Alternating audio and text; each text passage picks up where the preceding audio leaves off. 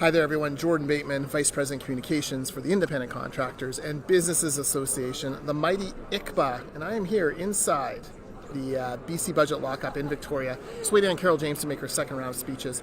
I want to give you a quick update on what we're seeing in this BC Budget 2019 that she's announcing today. This budget, frankly, is full of what we call pre-announcements and re-announcements. Re-announcements are measures we cycled from last year, re-announced in this year's budget. It's chock full of them. Many of her slides dealt with these re-announcements, and also a few pre-announcements, including a child tax benefit, which no doubt will be popular among some families. Although, if you're two married teachers with kids, I'm sorry you make too much money to be considered middle class by the NDP. You will not get that credit. But nonetheless, it's a pre-announcement because they don't take effect until October 2020, which is a whole nother budget from now. So re-announcements and pre-announcements, the order of the day here at the NDP budget. Top line, very simple. BC this year is going to bring in $59 billion. They're going to spend $58.7 billion, leaving a surplus of about $274 million. Over the 3-year term, it's looking about $1 billion, $1.1 billion in surplus.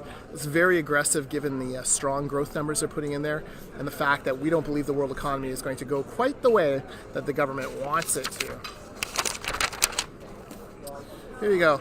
This is my scary old taxpayer slide here. This is the debt, provincial debt. Today, provincial debt's about $68 billion. In 2021, that's 3 years from now, it'll be $82.4 billion. To put that in perspective, imagine your debt growing by $400 million a month. Congratulations, British Columbia. That's exactly where the NDP are leading you, $400 million a month in new debt. Here's another scary slide for us in construction. So construction, I should say, is about 9% of the provincial GDP, employs 250,000 people across this province. ICBA, we're very fortunate to represent about 75,000 of those people through the member companies. It's bad news for construction. This budget predicts housing starts are going to drop from 43,664 last year to 30,517 in 3 years. That is a 1/3 drop in new housing starts. And for construction companies that rely on housing, building houses for their bread and butter business, you need to start preparing. This is going to get a lot worse before it gets any better. This flies in the face of all of the measures the NDP claim they want to do about affordability. I mean, constricting supply by another 14,000 units or 13,000 units a year isn't going to do anything to help affordability. We're with you on that. It also obviously hurts construction jobs, and inexplicably, the NDP claimed that somehow property transfer tax will remain steady at $1.9 billion a year.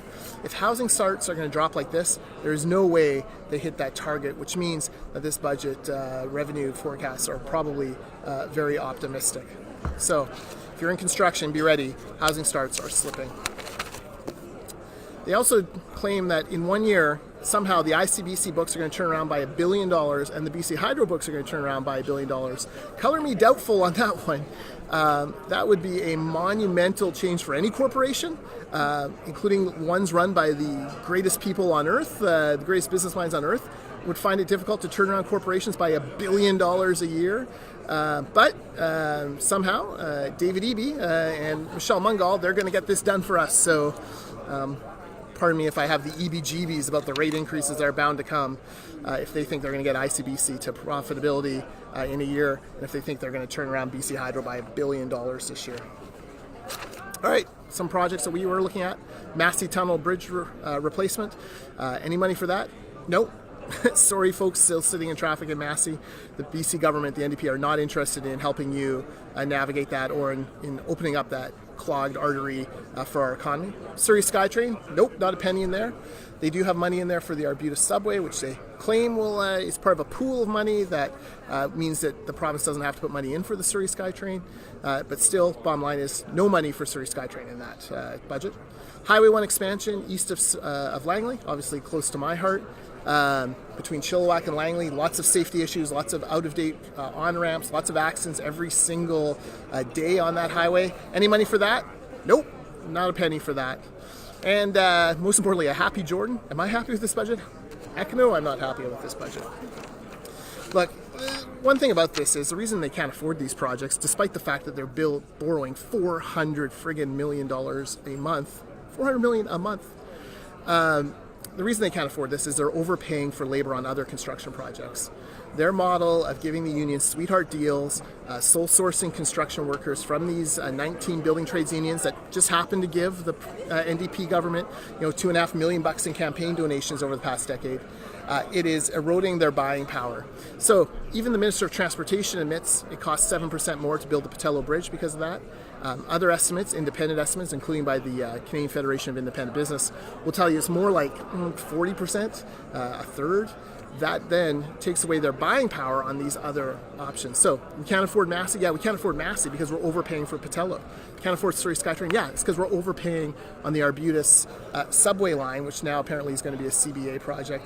And if they can't afford Highway 1, it's because we're overspending on Highway 1 east of Kamloops. So all of those would be, just getting rid of the project labor agreements, reducing the construction costs on those other three projects would be great down payments towards these ones here.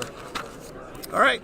The NDP bottom line says that economic growth is going to continue robustly in BC. Everything's going to be hunky-dory for the next 3 years, ignoring the fact that China is starting to see a downturn, that America is starting to see some signals of a problem, that the rest of Canada is slowing down economically. Somehow, BC, we're going to buck the trend, and everything's going to be fantastic, sunny ways for the next 3 years. But the rest of the world, winter is coming.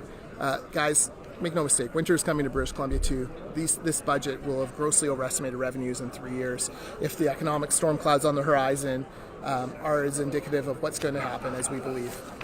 So that's it for me inside Budget Lockup. Thanks for watching. I'll talk to you soon. Check my tweets. There's a lot more there. icba.ca for more news as well. And I will also have a live Facebook broadcast on the Orca with McLean K after Lockup lists.